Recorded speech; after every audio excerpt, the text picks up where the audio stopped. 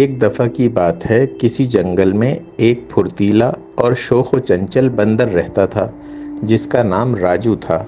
جنگل کے باقی جانور جیسے کہ ہاتھی، شیر، خرگوش اور مختلف پرندے اس کے سامنے ادرک کی بہت تعریف کیا کرتے تھے۔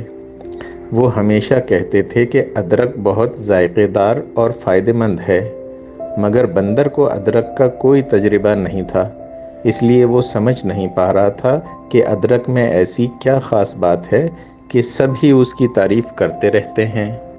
ایک دن بندر نے فیصلہ کیا کہ وہ خود ادرک چکھے گا تاکہ معلوم کر سکے کہ سب جانور کیوں اس کی تعریف کرتے ہیں۔ چنانچہ جب وہ اپنے گھر آیا تو اس نے اپنی بندریا انارکلی سے کہا، آج ہم ادرک چکھتے ہیں اور دیکھتے ہیں کہ سب اس کی اتنی تعریف کرتے ہیں تو اس میں کتنی سچائی ہے۔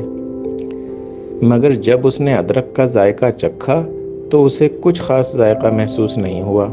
اس نے دل میں سوچا کہ ادرک کی تعریف میں کوئی حقیقت نہیں ہے۔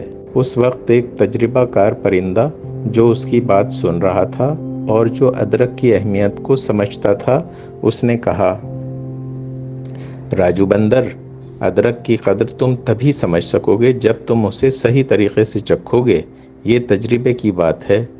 تم اسے چائے میں ڈال کر پیو، تبھی تمہیں اس کا صحیح سواد معلوم ہوگا۔ راجو نے گھر آ کر انارکلی سے کہا، آج تم چائے میں ادرک ڈالنا تو شاید ہم اس کا صحیح سواد جان پائیں۔ انارکلی نے ویسا ہی کیا اور ادرک والی چائے بنا کر راجو کو دی۔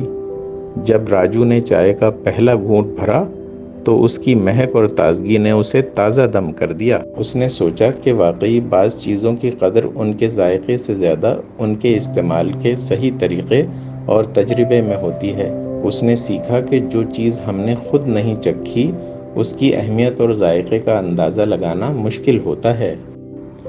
بندر کیا جانے ادرک کا سواد، ایک اردو کہاوت ہے جو اس خیال کو بیان کرتی ہے کہ جو چیز کسی کے تجربے میں نہ آئی ہو وہ اس کی اہمیت یا ذائقے کو نہیں سمجھ سکتا۔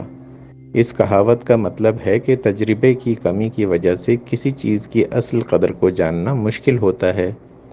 یہ کہاوت ہمیں سکھاتی ہے کہ کسی چیز کی اصل قدر کو جاننے کے لیے ہمیں اس کا تجربہ خود کرنا پڑتا ہے۔